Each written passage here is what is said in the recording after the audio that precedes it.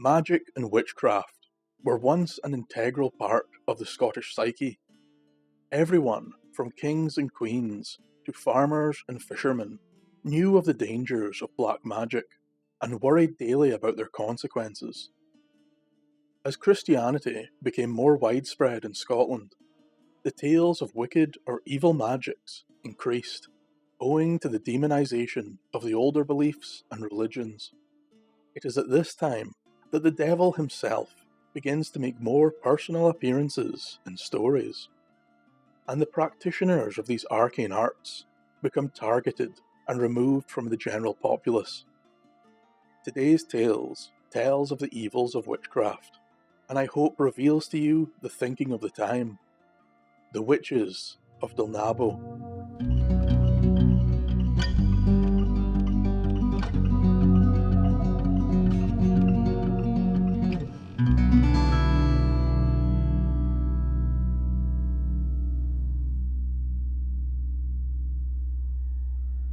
Many years ago, in the land of Moray, there existed a large farm on the Delnabo estate.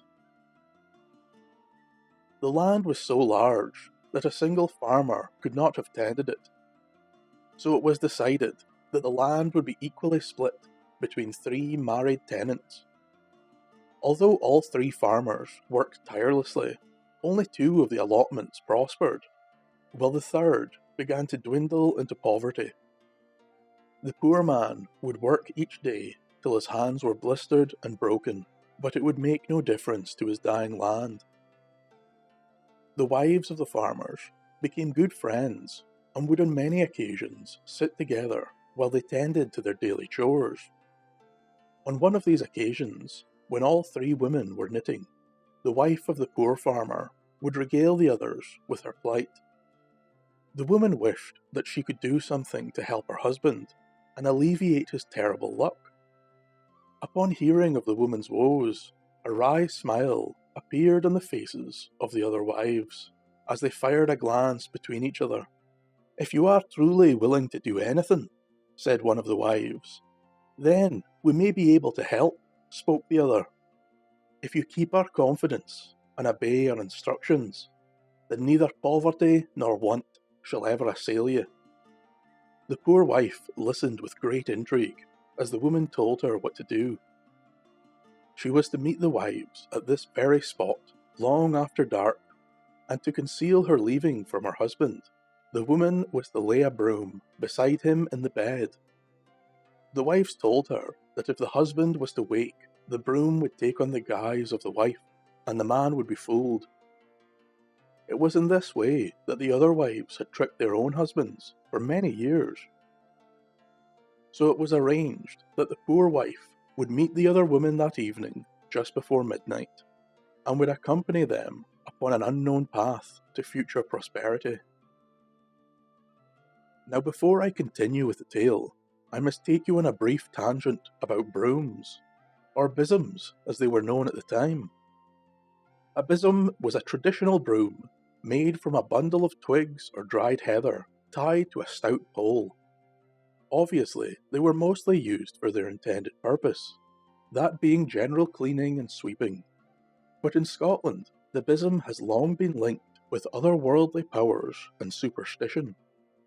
For instance, it was thought to bring bad luck to sweep dust out of a door after dark, or if one wanted to rid themselves of an unwelcome guest, they would simply place the besom by their bedroom door, and before long they would grow uncomfortable and leave.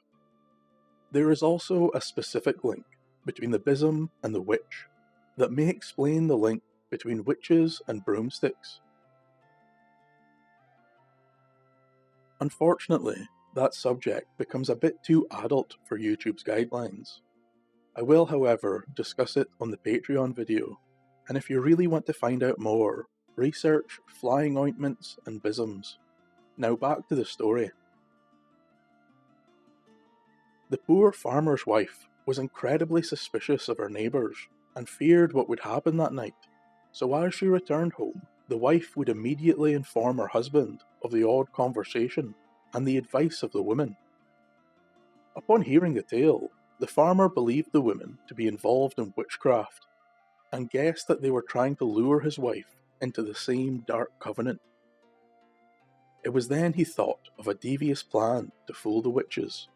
The farmer quickly dressed in his wife's clothes and hurried to meet the suspected witches that night. In the darkness, the excited women did not notice it was the farmer who accompanied them. They simply handed the disguised man a new besom and a currach, or a small one-man boat, which was common in the area. All items that the wives themselves were also furnished with. They then led the farmer into the hills and along the rolling banks of the Avon until they reached the deep loch known as the Bird's Pool. Upon cresting the steep hillside near the pool, the farmer's eyes witnessed a scene never before known to human vision. The pool was enveloped in the bright red flames of 1,000 burning torches, and within lay hundreds of nude women writhing in a hellish orgy. The screams and shrieks emanating from the mass struck fear into the man's very soul. Yet this sound was but sweet music to the Witches of Delnabo.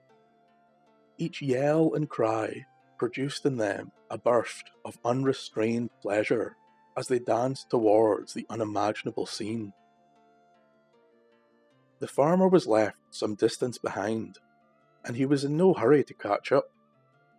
Yet as he came closer, he beheld an abundance of witches steering themselves to and fro over the loch in their currachs, propelled by their oar-like besoms.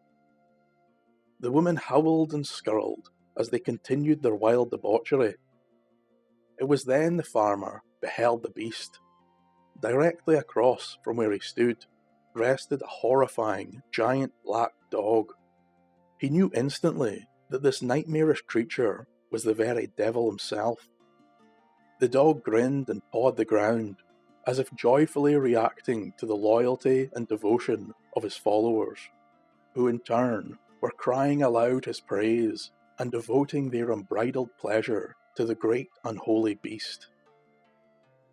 The wives told the farmer to wait at the shore, while they communed with his satanic highness on the subject of the farmer's inauguration into the covenant.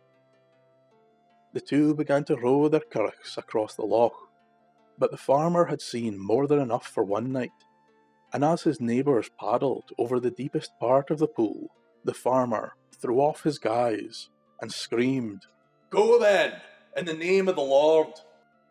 At the very sound of this invocation to God, all the lights went out, and screaming witches ran for their lives. The very loch itself now began to drag down any stragglers to their doom for their blasphemous revelry. This included the farmer's neighbours, who were among the first to disappear beneath the water. The black dog leapt up from his rest, and as if turning to shadow, it vanished from sight. All that remained by the now silent loch was the weary farmer. The man would return back home with all haste, and retell his horrifying adventure to his wife. Both were thankful they had survived that terrible night. Upon the next morning, the farmer woke as usual, yoked his cattle, and began his morning labours. Out in the fields, he would meet with the two husbands, who were not yet conscious of their wives' absence, being so completely fooled by the besom in their bed. He told them of the night's events, and both men quickly sped off home to find an old broom laying in each of their beds. The husbands, now stricken with grief, would journey to the Bird's Pool and recover the bodies of the women they loved. The neighbouring farmers found that the man had spoke truly that day, as in the loch were not only the bodies of their wives, but many other women, along with broken and splintered besoms and currachs.